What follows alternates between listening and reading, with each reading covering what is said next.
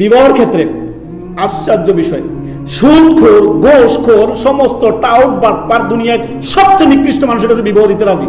সরকারি চাকরি করে, অমুক বিসিএস ক্যাডার, তুমক তো তুমক, সব দিতে রাজি। বেনামাজি জীবনে এক ওয়াক্ত নামাজ পড়ে না, শুধু জুমা পড়ে, তার কাছে বিবাহ দিবে। তবে দিনদার একটা পাত্র পাবে, সে গরিব মানুষ, আর এর কাছে দিয়ে কি মেয়ে কি খাবে?